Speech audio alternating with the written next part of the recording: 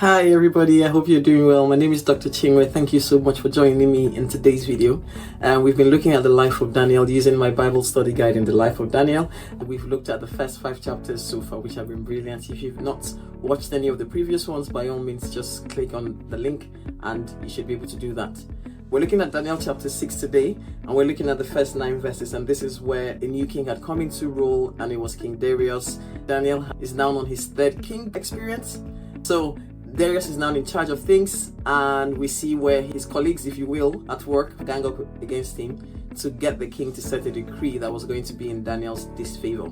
Okay, so let's read fast as we usually do.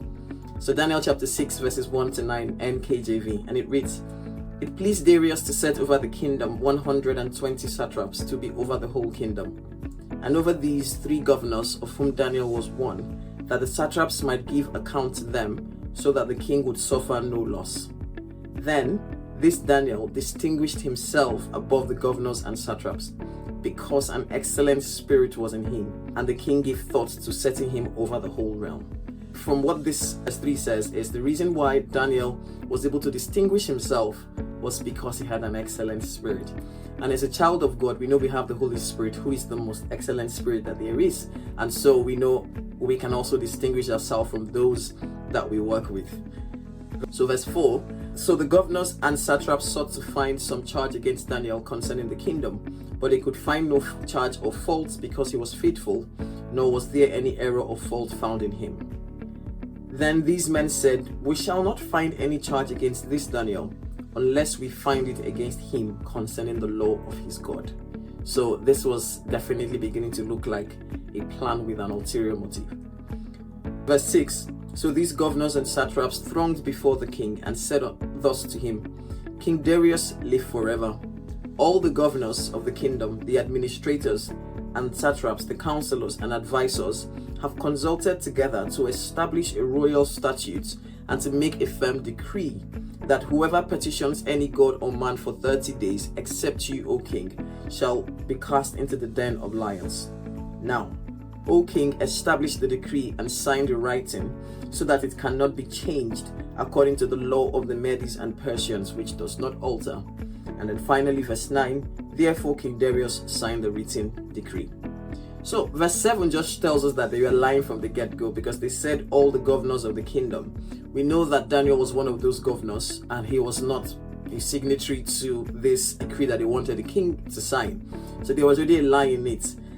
There's a reason why he signed the decree. He trusted these guys. These were his governors, his counselors, his administrators, his advisors. So these were key people in his government. So it made sense that he trusted them. Yeah. So you can't really fault him from that point of view. And maybe it sort of appealed to his ego, because they were saying that no one should ask anything from anybody else, no god at all, or man, for 30 days. Everybody should just be content with what they have and not ask for anything from any god or any man except the king. So that would have possibly appealed to his ego. I'm like, all right, fine. I'm going to be the person that provides the needs or ministers to the needs of everybody in my realm. So maybe that's why he was relatively quick to sign the decree. Okay, so let's carry on with the notes as we normally do. Darius was now the 3rd king Daniel was 7 under. Scholars estimate Daniel was in his 80s at this point. Dividing the kingdom into 120 provinces created 120 new positions needing new high officers, and those high officers needed supervision so that they could protect the king's interest. So let's talk about job creation. It didn't take long for Daniel to prove himself to be more capable than all the others. From verses 1 to 3, Daniel's preference as first of the 3 presidents who were over 120 princes, who were over the whole kingdom, reminds me of John the Beloved, who was part of the 3, Peter, James, and John, and then of the 12 disciples. It also brings to mind David's 3 mighty men in 2 Samuel chapter 23. So in 2 Samuel chapter 23, we see the listing of David's mighty men, where they said, oh, this person belonged to that group, and this person belonged to that group, and this person belonged to that group. This person was leader over the 30, but did not belong to the original group. So there was a hierarchy of abilities, a hierarchy of superiority in David's army. So there's always sort of that level where you see, even when you look in a company, you see that there's lots of people on some level, but as you go up the chain, up the ladder, there are fewer people. So you have one CEO, for example, and then you have probably a board of executive directors, and then maybe under them you have another series of executive directors. Then you have like leadership team and all that. There's like structure, people report to that one person, and a few others at that level report to one more person. So all that hierarchy is not anything new, and it shouldn't surprise us that we're reading of that in the Bible. So to carry on, in other translations, to be preferred above means more capable, did much better work, distinguishing himself above, and completely outclassed others. An excellent spirit, so that phrase excellent spirit in other translations read great ability, exceptional qualities, burning with spirit and intelligence, so outstanding, an extraordinary spirit. To be faithful is to be always responsible, totally exemplary, completely trustworthy, no negligence or corruption, no misconduct, reliable, did nothing wrong nor dishonest. So it's quite powerful when you read the Bible in different translations. If you don't do that already, I will seriously advise you to do it. It gives you a different flavor of what those words might mean.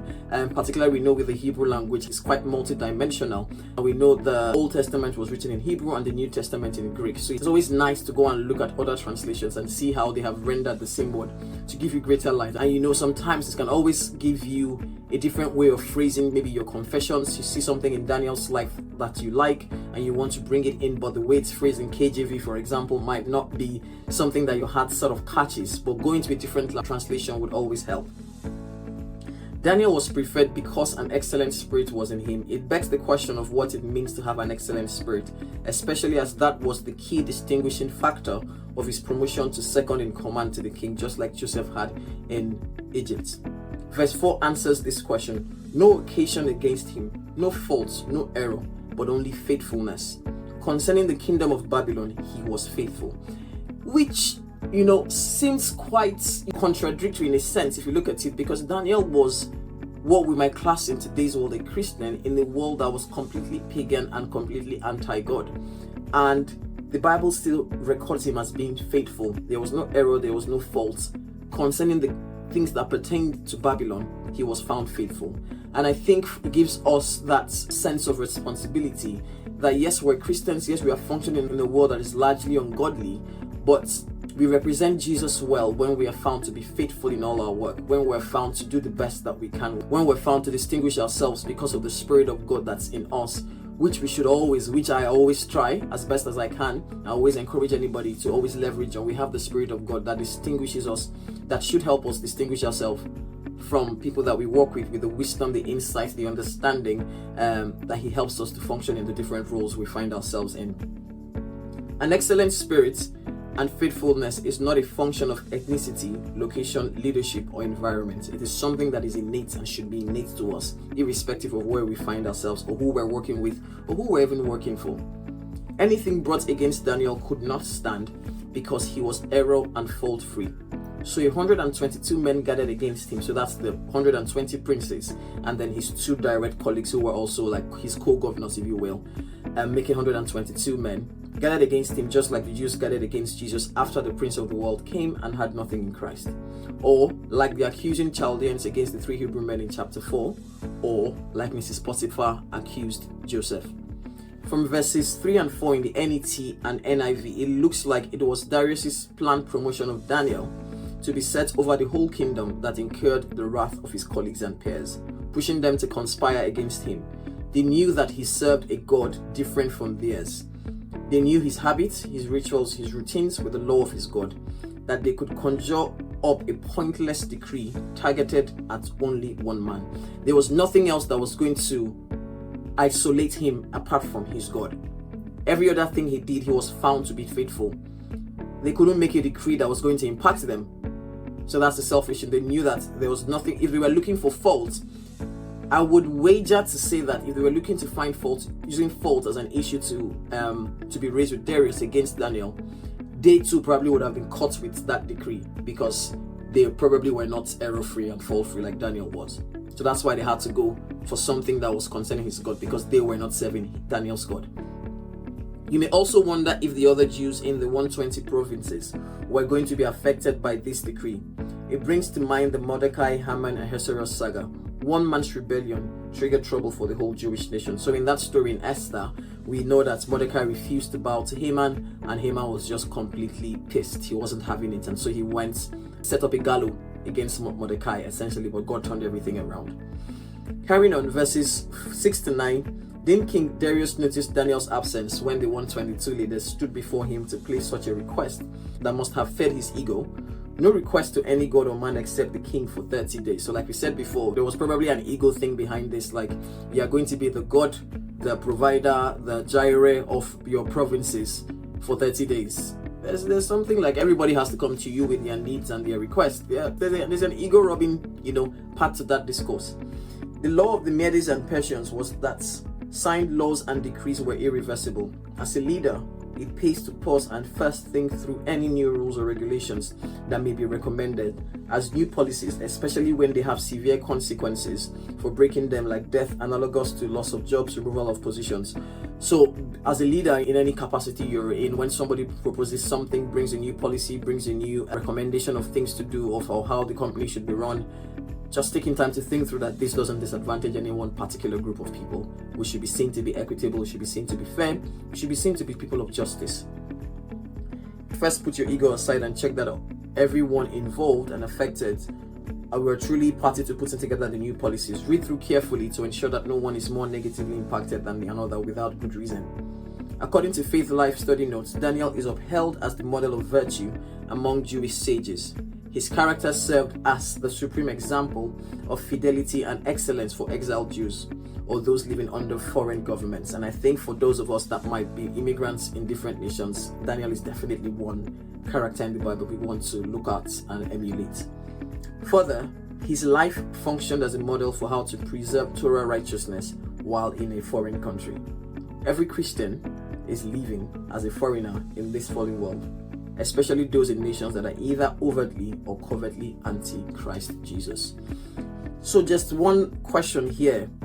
What would it be like for you if at work you were error and fault free? You were faithful, you were excellent in everything, such that the only thing your haters, if any, could say against you was how you practiced your faith. For example, you refuse to do anything that involved coming to work on Sundays, you pray at the start of the day, you thank God for your meals, you never spoke ill of anyone, you remove yourself from conversations that would not glorify God. What do you think that would be like for you in such situations? Daniel managed to do it in what I might estimate, what I might guess is a more wicked government and a more wicked era than what we're in today. I hope you found that useful, something to think about in terms of how you conduct yourself if you're a leader, how you assimilate and accept new policies within your environment or new ways of working.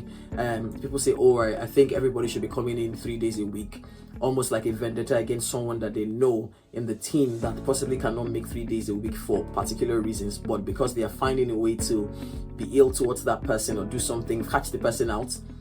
Not that the person is not delivering on the work, they are delivering, but for some reason have taken issue with them. Or they come and say something against somebody and you're like, did all of you really consult?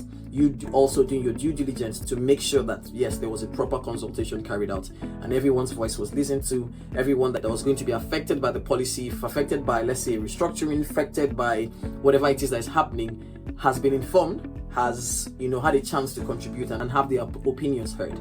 So let me know what you think in the comments. Again, as usual, remember to subscribe, to like, to comment, to share. Until next time, where we'll be looking at the next 9 verses 10 to 17. Have a wonderful rest of your day. Enjoy. God bless you. Bye.